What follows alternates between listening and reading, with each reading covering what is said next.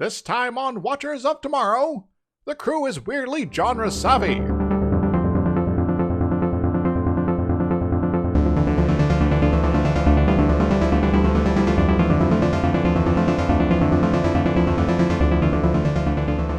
Hello and welcome to Watchers of Tomorrow. My name is Gapwin and I am joined as always by my good friend Dr. Izix. Hi. And this week we watched another classic. It's one of the ones everyone remembers. It gave us Beard Spock. Yes, Beard Spock. It's Spock with a beard. And it looks kind of menacing, honestly. This is Star Trek, the original series, episode Mirror Mirror. And it's not on the wall, but it's like mirroring of things. Well, we'll get to that. This is the first episode to use the concept of parallel universes. As opposed to antimatter universes. Yeah, slightly different. Yes. Everything's almost the same, but not quite. This is something that other series use to pretty good effect here and there. This exact parallel universe, the evil Terran Empire universe, was used for a couple episodes in Deep Space Nine. Oh, more than just a couple. Yeah, it's like one episode a season in Deep Space Nine, it seemed like. I'm pretty sure there were only 2 of those. I think I remember like 3 or 4, actually. But I'll have to go back and check. Yeah, we can see. So they used it in DS9. They did it for an episode of Enterprise. I'm incredibly disappointed because Star Trek Nemesis, the last of the Next Generation movies, was supposed to be this. Oh, that would have been so much better. This was the plan before they did some rewrites and got hit by the writer's strike, and it turned into evil clone Picard. So you have an evil clone of yourself that the Romulans grew for some reason because you are the supremo badass of the Federation, as opposed to, I don't know, just cloning more of themselves? Or one of the admirals. Yeah. Yeah, it's like, well, we need to get in the head of the strategic planners of the Federation. Let's clone one of the guys on the front lines? Eh? Unless there's some evil, plan to, do a switcheroo, you've been replaced by the evil version of yourself, but then you have to, age him up somehow medically, and it's kind of weird. Anyway. This concept is usually used in Star Trek and some other series to give the actors a really good chance to chew the scenery. We definitely got that here. Yes, you do. These are always some of my favorite episodes of any sci-fi TV show. They did this in Stargate a few times and did some really amazing things with it. Like that episode where they had a bunch of different versions for different realities show up, and one of them was evil. Yeah, that was just fun. Yes. No, you've had it on all of the old 90s golden age stuff, and a lot of the stuff from this era did something analogous. So it's well-trodden soil. I think this was one of the earlier ones, though. Not well codified before this point, but it's definitely been an explosion since about that era. And heck, one of my favorite episodes in Red Dwarf involved sort of the evil twin sort of thing, but I think I already talked about that one before. So yeah, I was thinking about that one too. That one was fun. We've encountered this writer before, but not on Star Trek, because we watch things out of order. Yes. This was written by Jerome Bixby, who wrote stories that were used in The Twilight Zone, wrote 4 episodes of Star Trek, and the thing that we are familiar with him for is the screenplay for Man from Earth. So, we're going back in time, but also forward in time. I'm confused. It's fun because you get to watch the writing style evolve. This is not as well written. Yeah. By any stretch. And you did some some other stuff as well, including Men into Space. He also wrote the final DS9 Mirror Mirror episode. So he started Mirror Mirror and then he ended Mirror Mirror. So it's very congruent, very reflective. Yes. This is mostly a bottle episode, so we only have one particular guest star, who is Barbara Luna as Lieutenant Marlena Monroe, or Morrow. It's hard to read that name. My notes didn't have her the character's last name, but yes. But Barbara here, she shows up in a number of things, including Fantasy Island. So that meant she got to hang out with Ricardo. That's probably a lot more fun than hanging out with Shatner. Yeah, I'd imagine so. Yeah. Okay, let's jump in, because I don't know what to talk about in this one, but we may as well finish the episode. Yes. Let's do the thing. Kirk, Scotty, McCoy, and Uhura, for some reason, are talking to some people called the Halcon. Yes, Uhura's there because she's a communication expert and they're there to communicate. Yeah, that's how that works. Yes. Maybe she's just bored. I want to go down more wave missions. They are negotiating for the rights to mine dilithium from the Halcon planet, but they are absolute pacifists, which means that in their beliefs, even though the Federation is a peaceful entity, the possibility that anything they trade with them could be used to harm any individual in any way at any point in time is completely unacceptable. So they're a bit on the extreme side there as far as their pacifism goes, but I guess good on them for sticking to their guns. Kirk continues the discussion, but a storm is brewing and it cuts him off and he decides that it's time to go. It's an ion storm, apparently, which I didn't know gave you normal planet lightning, but yeah, okay. I guess that's how lightning comes about, guys. That's totally legit Star Trek science now. That all lightning storms are the result of storms in space. The Halcon leader reminds Kirk that he has the power to take what they want if they wanted to, and Kirk turns around and smiles and said, "Yes, but we won't," and then beams out. So, very friendly of him. I hope everything with this negotiation turns out well for everybody. We see the transporter room where everything is going wrong. Uh-oh. The landing party appears and then disappears and then sort of appears and then is gone for good. The Enterprise has a weird seizure and is suddenly pointing the wrong direction and has little spiky bits on it.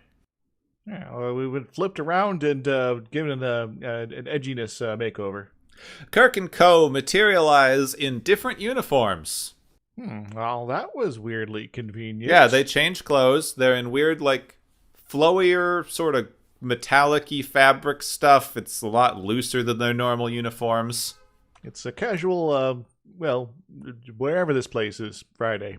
And Uhura got some abs. Power stomach. Yeah, very exposed. It's the midriff top with a shorter skirt than normal, but she's got some serious abs going on. Uhura can kick your butt. Yeah, she could. I guess that she's like a dancer. I guess that's what she get. Get your moves on. Also, they see Spock, who now has a goatee. Oh, Spock, when'd you grow that? Beard Spock asks Kirk how the mission is going. He's a bit confused, but he just says, "Yep, no change, everything's good." And Spock then orders them to bombard the planet. Okay, so no change then, bound to plan B then. Well, what's plan B? Murder! Oh. He then chastises the lieutenant who was working the transporter for not compensating properly for the storm and asks for something called an agonizer. This doesn't sound too friendly. Mr. Kyle, how about you just not give him this agonizer device? Yeah, Mr. Kyle tries. He's really scared. He begs Spock not to, but Spock takes a small box from his belt, places it on his shoulder, and apparently causes him incredible pain. Yeah, so why do you just carry that around with you? Seems like everyone does. Seems like a terrible idea. Because independent of the punishment of what they're trying to sort of demonstrate here, if some jerkface just kind of runs up to you, grabs it, and slaps it on your chest, or even uses their own on you, that's just going to cause all sorts of problems. Yep, and we've seen how well they hold on to their phasers in this show. Yes, this is not going to end well for anyone. Then again, we're in another universe. Maybe things work differently as far as holding on to their own personal possessions. Spock asks Kirk if they're feeling okay because the beam out was weird, and Kirk jumps at the opportunity to leave. Goes, okay, nope, we need a checkup, we're out. Yeah, McCoy's here. McCoy, let's go have our heads examined. Let's go. Bye. In sickbay, the party decides what in the world is going on. So this is about the point where wait a moment, everyone here is being very genre savvy, at least from our regular crew's point of view. They're catching on that, maybe we should just shut up and get somewhere private to talk, which, the first season I might not have, they might not have done that. So it is a little weird how easily they just randomly slip into these roles. It's just immediate. Oh, Spock has a beard. Pretend everything's fine. Be evil. Well, maybe this is the first time they've been to a parallel dimension like this. Well, apparently it isn't, because Kirk just goes, "What if this is a parallel dimension? And the transporter sent us here. I've figured it out." In fact, this little bit of scene here, it's kind of weird because he kind of, like, someone starts saying something, then Kirk's, like, jumping in. It's like, I'm going to complete that thought. Yeah, it's just Kirk explaining what's happening. Kirk knows what's going on, and he just tells everyone under the guise of figuring it out, but in like 10 minutes. I will say, though, that it's probably good that they get a lot of this sort of sorted out earlier in the episode so they don't dwell on it later. That is true. They need to figure out a way to get back home, but first they need to figure out how to save the Halkans, because they're going to get shot to death, I guess.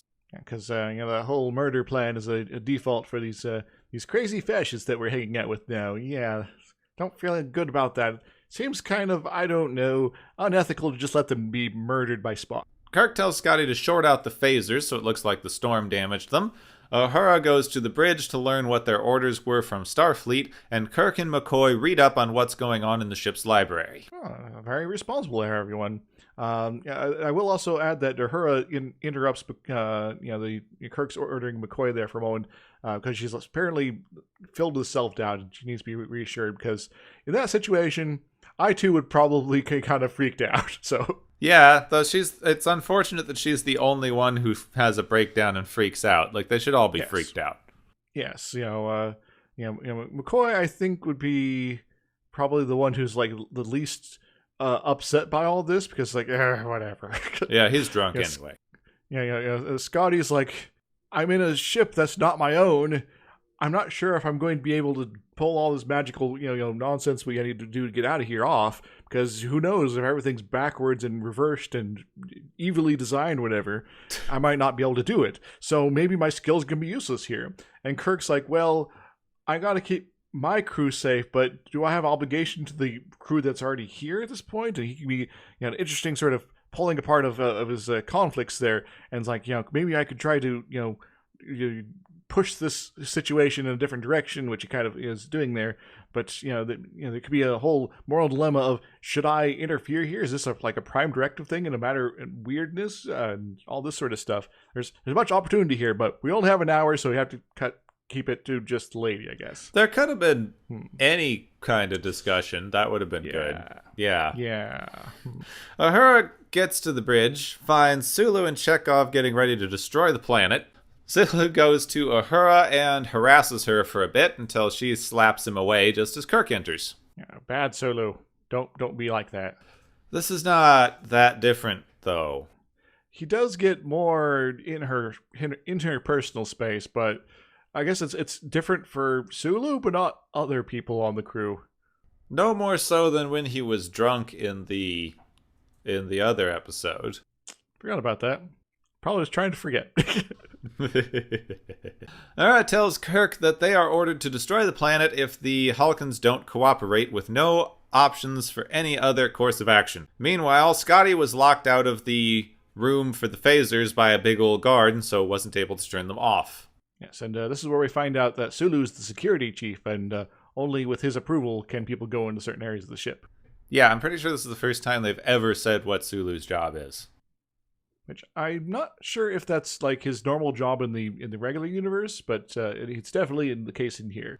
Kirk, who is now out of options, orders them to not fire, and instead contacts the Halkan and tells them they have 12 hours to cooperate to their demands. But the Halkans say that they would rather be destroyed than lose who they are as a people. Well, once again, we're sticking to our guns, but this is the mirror universe. Why are you guys not, like, super okay with people being killed? Because, I'm confused now. I guess it only affected the Federation. I guess. Which actually, looked in some of the behind the scenes stuff, and apparently that's what the original intent was, but it drifted away from that to be more everybody. So, like, the Helkins didn't get the rewrite, but Spock did. Everyone on the bridge is pretty shocked by this change of plan. Like, Kirk runs off and is then followed by Chekhov into the turbo lift. Hello, Chekhov. How you doing? You seem friendly today. Chekhov ambushes Kirk with a few goons as soon as they leave the elevator, and his plan is to kill Kirk because if he kills the captain, they all move up once in rank. Oh, that seems like a very cutthroat sort of ship here.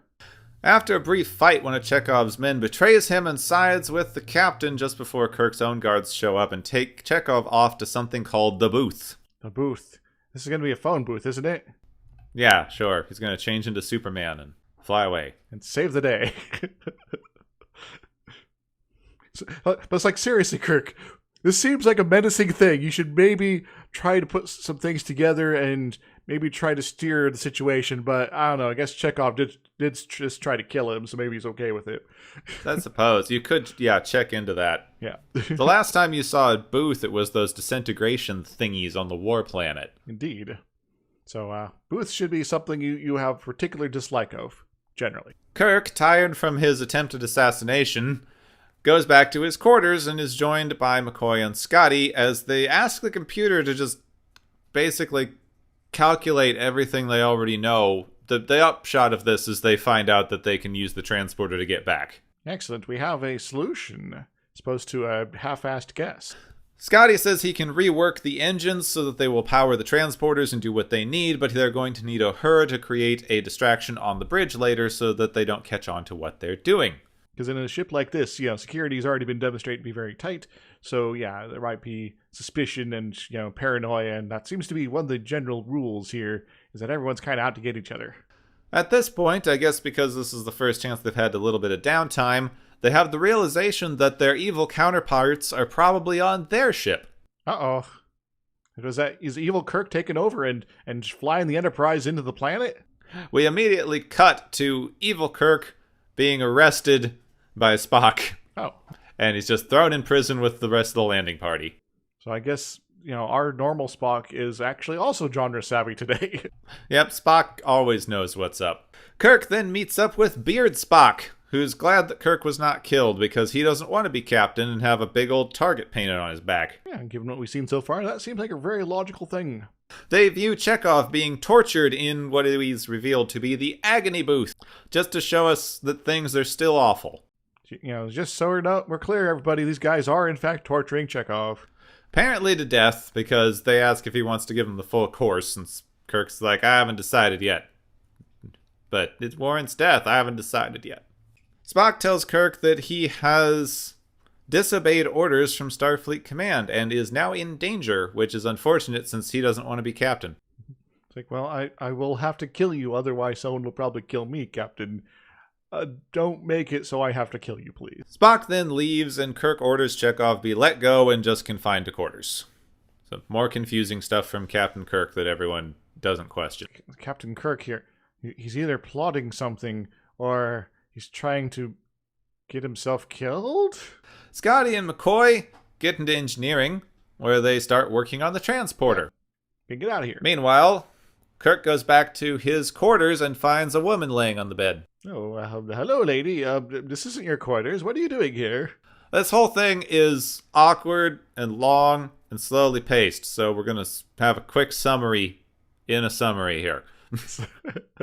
To make a long story short, Kirk learns this is Marlena, who is his concubine or some such awful thing. She's the captain's woman, I think is the term that was used at some point. That's what they say. Spock says that he's now been ordered to kill Kirk if he doesn't destroy the planet by daybreak. Marlena says that he will now have to kill Spock, which is too bad, and she tells him about the Tantalus Field, which is apparently a magic thingy-mabob that lets him watch anyone he wants on TV and then kill them by hitting a button. Yes, it's basically, the device that everyone sort of comes up with in their heads when they learn about the transporters of Star Trek eventually. That what if you're able to sort of lock onto people from hundreds of miles away, and you could beam them places. We don't necessarily have to beam them anywhere. So why can't I just sort of randomly murder people with this? Yeah, pretty much that. Yeah. She spends a long time asking Kirk about his plans. Kirk pretends to know what's going on, even though he has no idea. There's some weird misunderstanding where he has to go off and do things, and she thinks that means she's being dumped. But then he kisses her and makes everything okay, I guess, and then leaves. Their interactions are kind of very drama of the era. Also, this is a good 15 minutes of the middle of the episode, is this one scene. Apparently she the episode got that's delayed in its filming because apparently she got like strep throat. So the kissing pits they had to like delay because they didn't want Kirk to get sick. Oh, yeah. Shatner, yeah. Can't release the episode without Shatner getting to make out with someone. Exactly. Scotty tells Kirk that things are on their way, but, if they don't want to stay there forever, things have, deteriorated and they have to leave in like 30 minutes for MacGuffin-y reasons. Yeah, the weirdness effect that they were experiencing that got them in the first place is going to go away in a certain amount of time, which is a clock that's much shorter than the Spock's going to kill them clock, which is shorter than the 12-hour clock that Kirk gave the people down below. So we got nested clock situation. To paraphrase Dune, clocks within clocks within clocks. Elena turns on the Tantalus TV and starts watching Kirk. So now we know that everything we see is being observed. Yes. And it does also kind of beg the question of why does, Mirror Universe Kirk let her know about this field device here? Because it could be that if she is ever too pissed at him and just happens to be in his quarters at the time, which apparently she can just kind of come in whenever she feels like, she could just sort of make him zap away and forever. And like, well, so Spock, you need a girlfriend? It was a dumb idea, especially given how he treats women. Yeah. He would be dead within 15 minutes or so of her finding out about this thing. Well, then again, maybe Mirror Universe Kirk is actually like super respectful of women. He's just an asshole about everything else. They're just opposites. So he's like, yeah, you're like only person I can trust. So I'm, and you've earned your this trust, and I'm going to be super kind to you and all this fun stuff, and make you super happy forever. And so, yeah. We see that Spock has figured out he should be asking the computer about what's been going on with Kirk and things, and he discovers the program that Kirk and company were working on to make the transporters send them back. And it's like computer's like classified research, and then there's this beeping noise. But it's about time for things to get underway, so Kirk makes his way to the transporter and tells Uhura to create that distraction. Hey, Sulu, look at me! Yeah, Uhura then flirts with Sulu for a bit to distract him, then slaps him, then pulls a knife on him, and then backs out of the bridge. It's sort of, I guess, a very horrific play on the concept of, hard to get. She sort of is like, I rejected you before, but you're supposed to come after me again. And he's like, oh yeah. And then she's like, okay, we're here, and then I'm going to reject you again, and all that sort of stuff. And that trope. Yeah, it's a really weird one because everything they say is horrible. Mm-hmm. It's supposed to be framed as just her doing whatever to distract him, though it's also then just basically the woman acting sexy to distract people, which is a worn out trope to begin with. Yes, even by this era. So I guess I'm chalking that one up to misogyny. That one's bad. Throw it in the bad pile. Though I guess if you're going to distract the evil version of Sulu, this is the way to do it? Question mark? I guess. I guess. Unless you somehow discover he's good at, like, really into chess or something like that. It's like, hey, we're going to play a game of chess right now. That would have been better. Yeah. Absurd, but better. The whole thing's absurd. Why stop now? Kirk is messing around with the transporter when evil Spock enters and draws a gun on him. Dun, dun, dun. Orders Kirk to come with him to sickbay where they find the rest of the landing party. Well, landing party. They have a very awkward and drawn-out fight sequence until Uhura eventually knocks out Spock with a big vase. I hear you like flowers. McCoy then immediately starts to get Spock on the operating table, which is going to delay them, but if he doesn't do it, Spock's going to die. Okay. Well, I guess McCoy's like, I need to preserve life and be a good doctor. He might be like an evil, evil clone of our Spock, but I guess I should be respectful of life. We see Marlena is still watching as Sulu and 3 of his men enter. They threaten to kill Kirk again. Sulu, I'm being threatened by Sulu. Marlena uses the magic TV to make all the guards disappear, but then turns it off to leave Kirk to fight Sulu when he knocks him out pretty easily. So I guess that wasn't a bad decision. We're not allowed to kill main characters, even if they are in alternate universes. Well, I got some thoughts about, the murder of main characters later, but, going on. I guess Sulu's fine because McCoy doesn't seem to want to put him on an operating table. He's only mildly injured. He tells everyone else to just go ahead and that he'll catch up later. They all run into the transporter where they see Marlena. Oh, hello there. Are you here to see us off? She wants to go with them and is threatening them with a phaser to do so. Kirk refuses because they've only calibrated the thing to bring back the party that they came with, but she, who is very observant, sees that one of them is not there. I'm going to take McCoy's spot. Ha ha ha ha ha. But Uhura disarms her. Then there's no further discussion and they're out of danger now. Remember what I said earlier about Uhura kicking your ass? Yep, Uhura definitely does a lot more ass kicking in this episode. Yes. But now the transporter power goes down. It's just one thing after another, isn't it? Yes, somebody's cut it off from engineering. Ugh, drat. So now, instead of being able to use the automated beam out function, someone will have to stay behind, and of course Kirk volunteers to do it. Yeah, because, Action Man Kirk has to be the Action Man. But then Spock enters with McCoy. Spock tells them that he just turned it off so that he had time to get there and talk to them before they left, and turns it back on. Oh, well, thank you. Spock wants his captain back, because things were working out really well for him. Yeah. So, go away, give me back my captain, everything will be fine. And don't mind that whole planet we're about to murder, yeah. Kirk wants to spend his last 5 minutes here logicking at him. So, here we go. Yes. He asks Spock about how long this Empire thing is going to last, and Spock says, about 100 years or so. Oh, okay. Good luck with that. Kirk then does this weird thing of it is illogical to hold up an Empire that is doomed to fail, which, nope, not really, but fine. By that logic, you should never support anything because all things are finite. Yes, oh no, our civilization is going to last only 100,000 years. I guess we should give up at the start.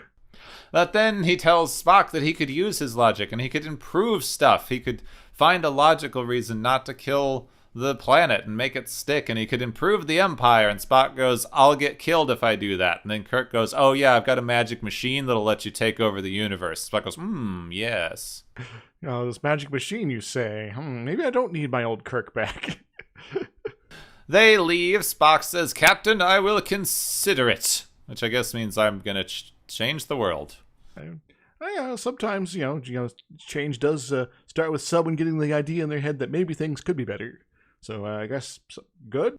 Back in normal verse, McCoy and Kirk are trying to make fun of Spock for being evil, but Spock goes, you don't have room to talk here. I spent time with your counterparts. They're the best sort of examples of humanity I've ever met. Yeah, this is the best. Their comedy bits at the end are getting better. Kirk says, I'm not sure, but I think we've been insulted. McCoy just crosses his R's and says, oh, I'm sure. Then we have but then one more thing. Marlena enters, says she just got transferred here, and Kirk runs off to stand next to her as we fade out to the end.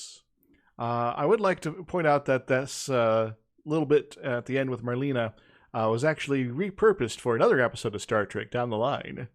I know, it just makes it so awkward in that one. Yes.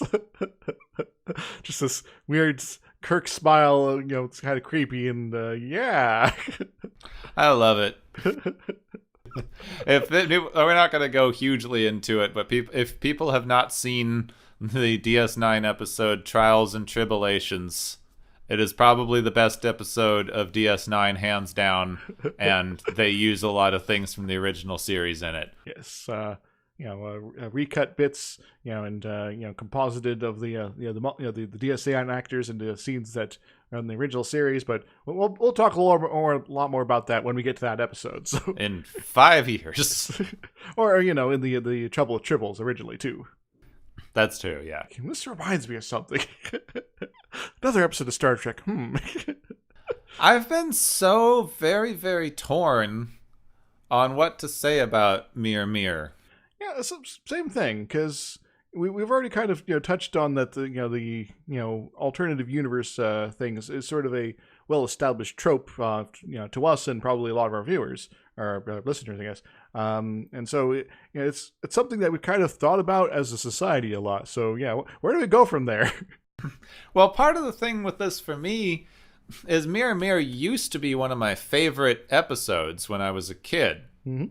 I have pictures of me in a Mirror Spock outfit that I made for a Star Trek convention when I was a teenager. Neat. And I even just got obsessed with the Terran Empire thing. I just loved the concept of this weird fascist version of the Federation. They don't do anything with it, though. I remembered them doing something with it, and I think I was just mixing in other stuff that I learned later from the Expanded Universe and DS9 and then later Enterprise. And that made it interesting. This episode doesn't present anything interesting. It's sort of, okay, we were trapped here, we're introducing this as a thing. And, as far as the original series here, if they had a second or a third encounter with this, alternative universe, that it sort of became it's like, oh, there's this other thing sort of building off that would have been kind of fantastic. But this is, just a one-off, really, as far as this series is concerned. Also, the particular thing with this, there's so much wasted opportunity in this episode. Because it seems... I want to say it seems fairly obvious, but again, I might be drawing from later stuff. They're dealing with so much quasi-fascist imagery. Yeah, I didn't even talk about the hand salutes there. Yeah, the hand salutes. All their symbols are like a kind of line drawing of Earth with a big dagger sticking through it.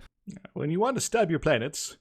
That's on all the doors and everything. They reference it as an empire a few times. They aren't doing fascism. They're doing bad pirates. To a certain extent, yeah. It's... Or maybe they're bad pirates that are pretending to be fascist. See, I don't know. Maybe they're just not far enough away from it at this point in history to be able to do a nuanced examination of fascism and why it's bad. Oh.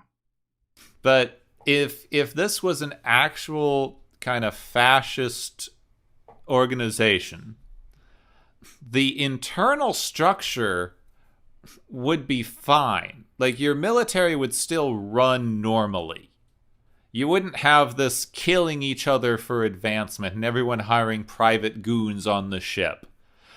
Like, the entire thing with fascism is the people who are in the in-group are generally fine and happy. Yeah, and in fact, that's sort of why it's designed as it is to preserve the privileges of the core group while excluding and exploiting pretty much everyone else is outside of that. So that's my thing with this is why the Mirror Universe episode of Star Trek Enterprise is actually so much better, despite the general quality of Enterprise as a show being worse than the original series. Because they did a fascist organization. They are very human-centric, and they treat all non-humans on the ship as second-class citizens who they, regularly just torture and abuse for no reason. So, definitely much more of the proper vibe for trying to do this kind of trope. Because they just did bad pirates, it's also not really a good examination for the characters either, because the characters are just acting weird and evil instead of getting into anything like, what if Kirk but raised in a fascist dictatorship? Would this be a recognizable Kirk in some fashion, or will it just be completely bought into the party line there? The also thing with this is they would still believe themselves to be doing good things. They would believe themselves to be doing the right thing, and this is just the way that you go about doing the right thing. You have to kill these people to create an example because, the dilithium is needed to strengthen the Empire and preserve peace or whatever. Well, they do a little bit of that here. It's Spock gives the sort of reasonings like, yes, we have to make an example of these people for their defiance against the Empire. You know this, Captain. But it's not done in any kind of examination type of way. It's just this casual one line of this is why we're doing this, and it's created your first ticking clock event. Yes. It's it was more of this is we need something to sort of justify this, otherwise there's no point. As opposed to, this is how it actually worked. I honestly feel like this kind of thing, which, like, you definitely need, I'm not trying to argue against any kind of demonization of fascism, because it's a horrible state of organization that leads to atrocities and horrible actions by people. Indeed. And is not a good thing to go toward. This might surprise people, but I agree with Gepwin here. But I feel like the way they depicted fascism in this era, because it's so close to both World War II and also kind of communist fascism under Stalin, they're demonizing it in the wrong way. They're demonizing it by saying everyone who is in there is just flat out evil, is a twisted, evil version of humanity as an individual.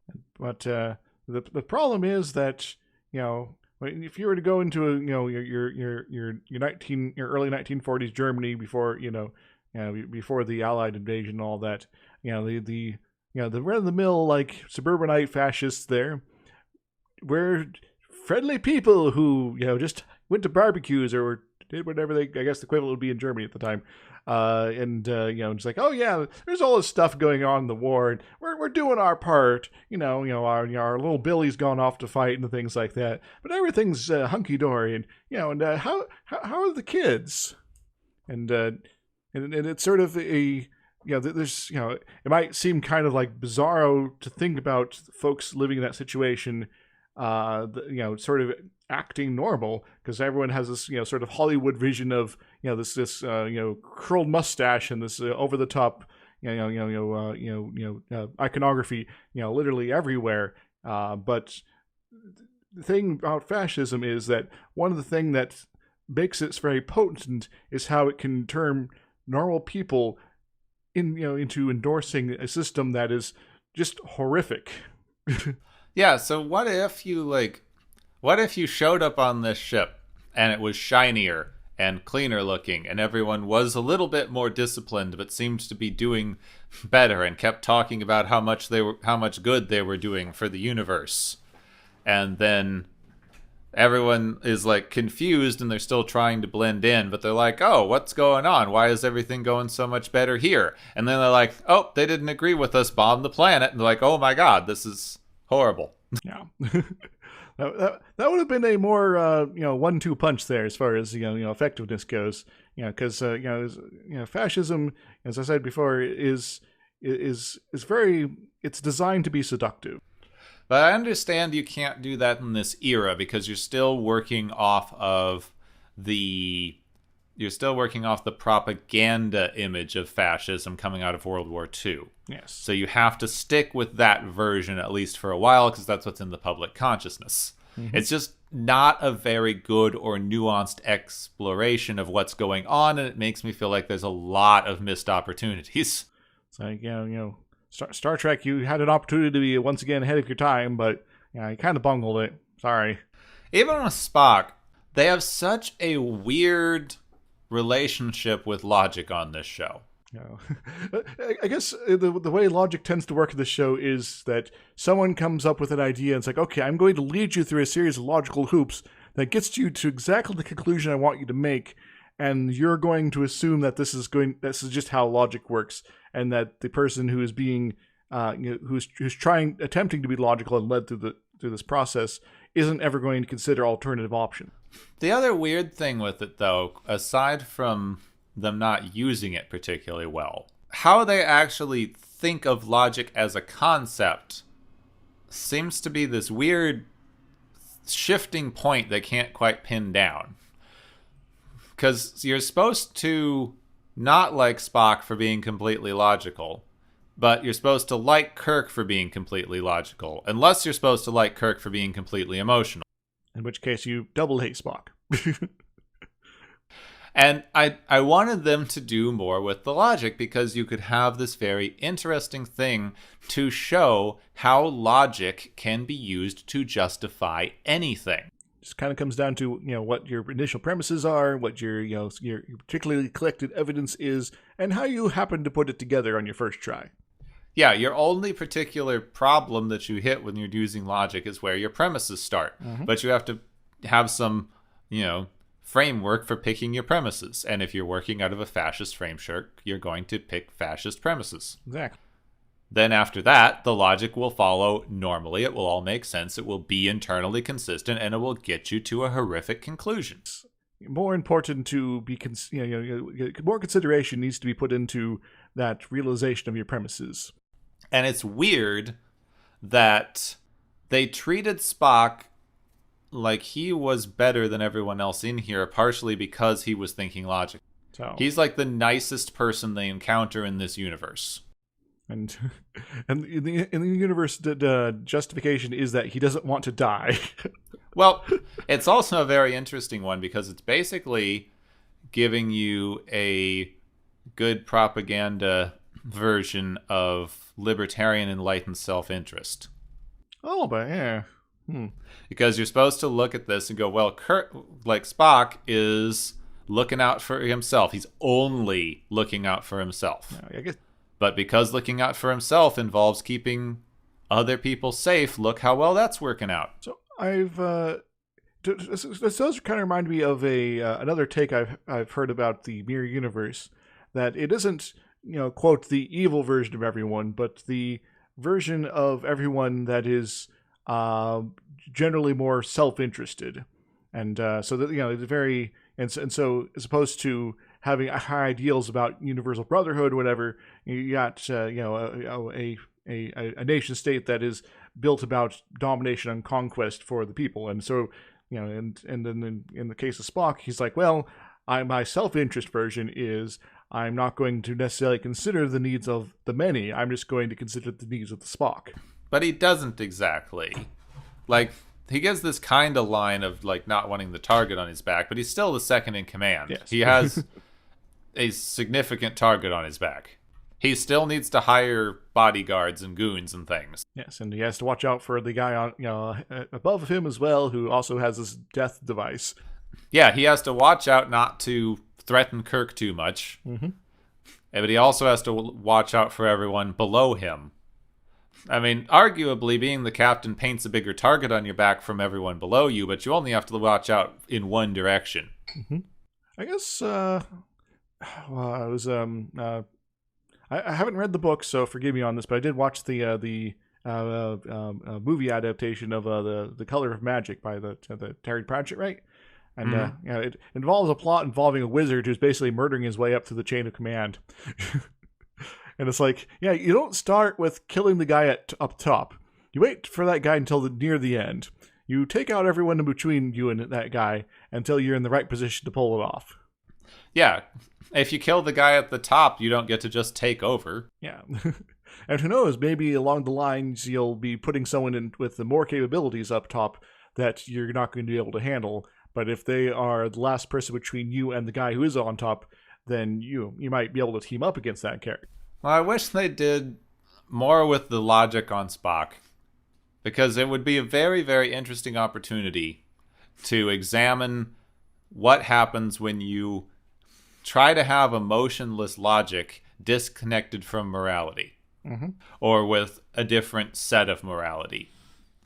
Because even like you were saying, with if everyone's more self-interested in this universe, that's still a structural problem. It's whatever philosophy they're using that frames morality in that individualistic way. Yes. And you get what they claim is this, but it's not really. Yeah.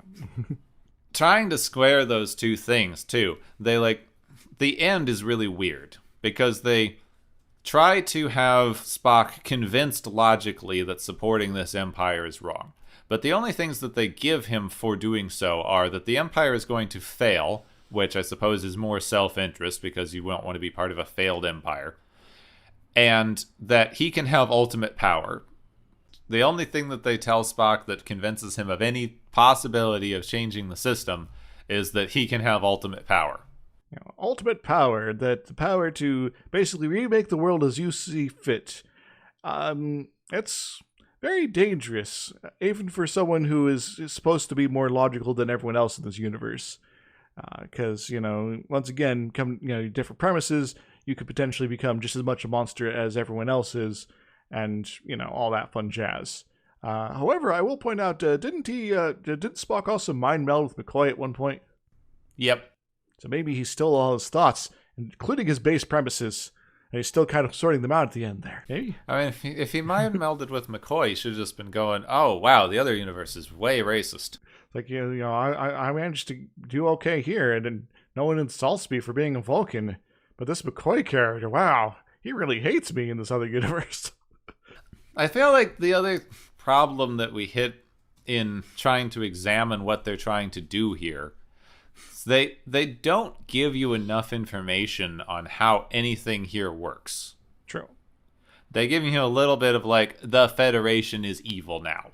That's about it. It's just evil for the sake of being evil. For the evils. Everyone on the ship is evil for the sake of being evil.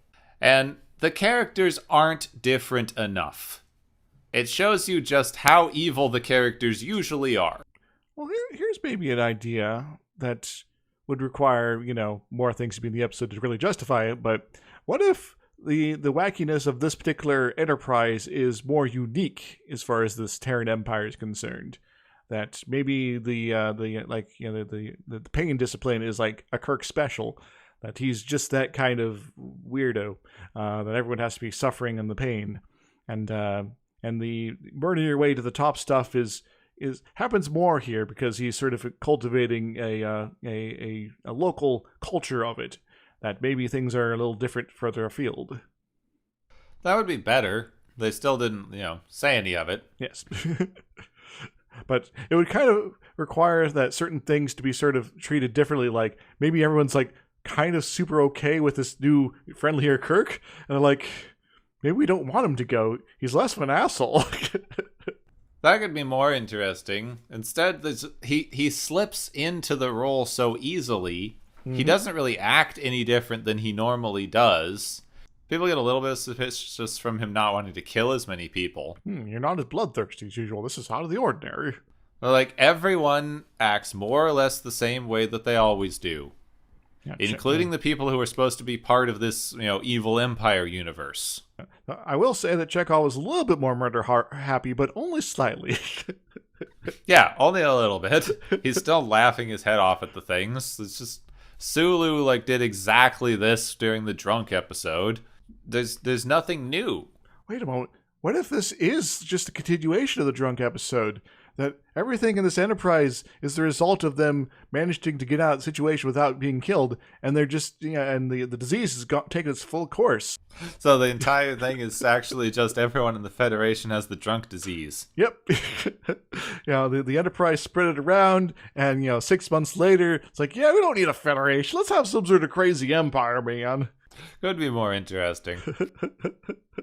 It just bugs me that they took such an interesting premise and turned it into, we are a bad stereotype of pirates. A little bit, yeah.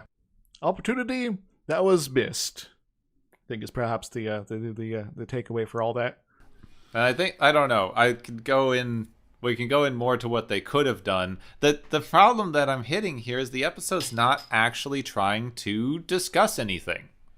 It's basically trying to be a big look how great we are for not being Buck Rogers and for being nice to people. But it just demonstrates how much they are Buck Rogers and how much they aren't being nice to people. Pretty much.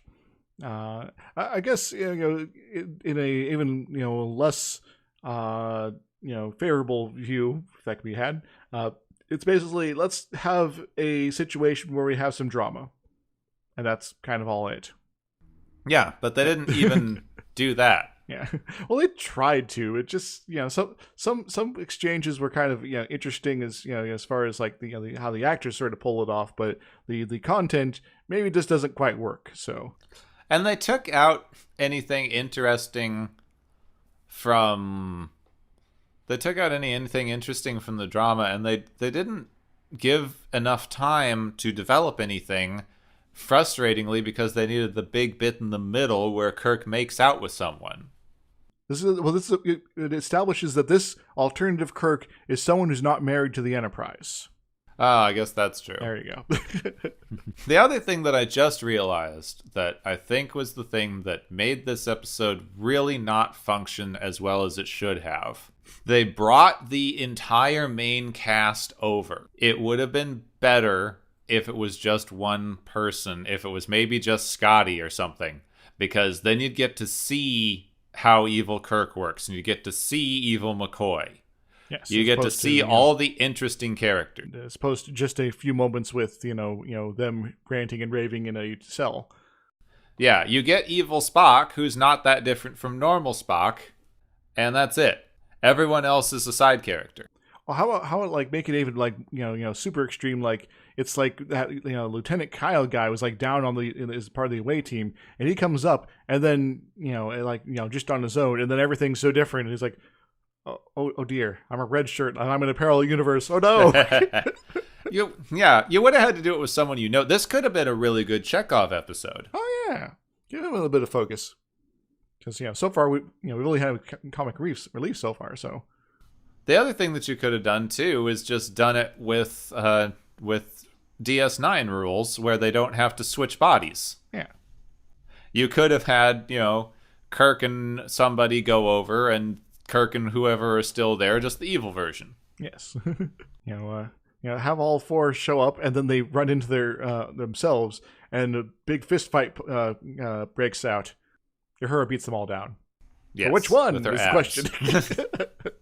So there's some fundamental flaws in this one. I don't know. I still want to like it, but I can't remember why I liked it as a kid. I think I just liked the evil empire idea because it was kind of Star Wars-ish.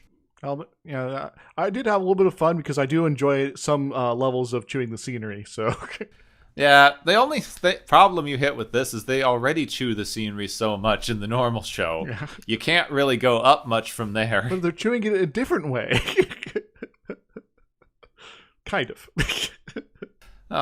I've exhausted all my possibilities. And yeah, I've already kind of poked at a couple of things I want to talk about. Unless there's something else. If I'm forgetting something... But am I forgetting something? I don't think so. All right. Our memories are failing us, so it's time for the galaxy's favorite game show! Woo!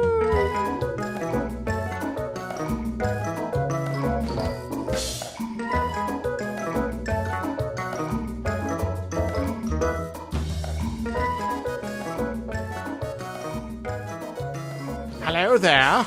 I am Nega-Izix from the alternative universe. And welcome to the game show portion of the show. And today, we've tallied up all the points of the various kind of bits of the contestants' activities, and we have some glorious prizes to give out. And hello, Gepin from this universe. Are you ready for this? I don't do voices. Well, then perhaps we should just begin. First off, we have the Evil Twin Award, which goes to everyone. Because everyone is their own worst enemy, right? In this sort of situation, the people from your universe is, they think they're the nice ones, while the people from the evil universe think they are. So everyone's evil twin of each other. What do they win? They all can win razors, because if you shave your beard, no one will ever know you're evil. Very, very wise. Spock should invest in extras. Our second award is I'm a bricklayer, not a doctor, which goes to McCoy for claiming to not be an engineer, but then going and helping with engineering stuff anyway. What does he win, Gepwin? McCoy wins a scholarship to tech school because of all the things he claims he cannot do, but he also cannot doctor. So apparently he's kind of a, one of those, jacks of all trades. But is he competent or incompetent? I guess it might come down to which universe we're in. Our third award is Carry the Whip Award for, everyone who was carrying one of those punishment devices. Because why, in the world would you ever, allow yourself to carry one that functions? At least, sabotage it. What do they win, Gepwin? That's a very good point, and they're all very stupid. Everyone in that universe wins a basic intro to behaviorism, because as we've discussed many times before, punishment is an incredibly bad way of maintaining discipline or training. Indeed. Perhaps they'll learn a few things, and maybe become even more disciplined. Okay, disciplined at all. I think it's time for me to return to my home universe. Have fun with your normal Izix. Oh. Thank you, Evil Izix, for joining us. I hope all of our evil contestants enjoy their evil prizes, and thank you all for joining us on the Galaxy's favorite game show.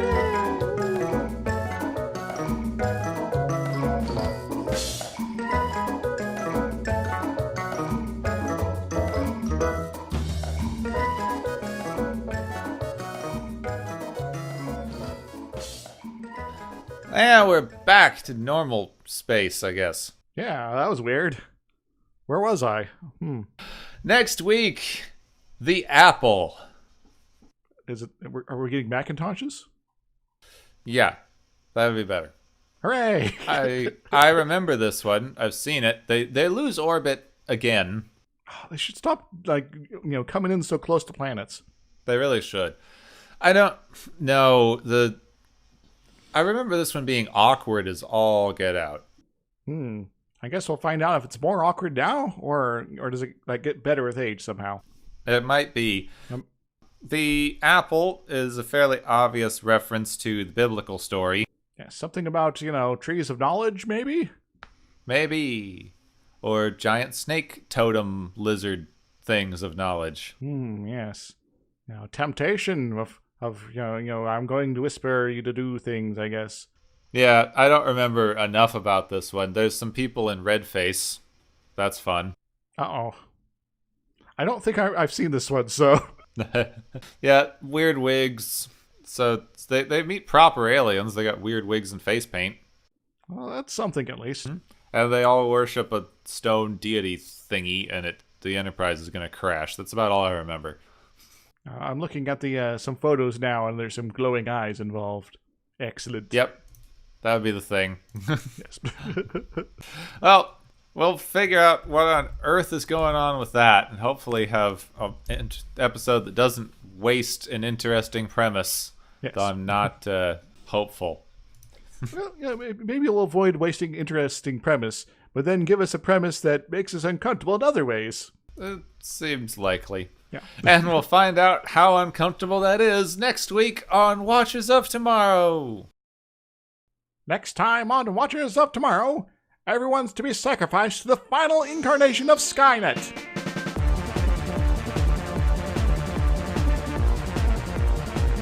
You have been listening to Watchers of Tomorrow, a podcast on science fiction media. Find and follow Watchers of Tomorrow on Podbean, YouTube, Spotify, iTunes, Google Play, Stitcher, Pocket Cast, Spreader, Digital Podcast, and perhaps many more to come. If you enjoy our podcast, make sure to subscribe for more. And where possible, make sure to rate your experience or leave us a review.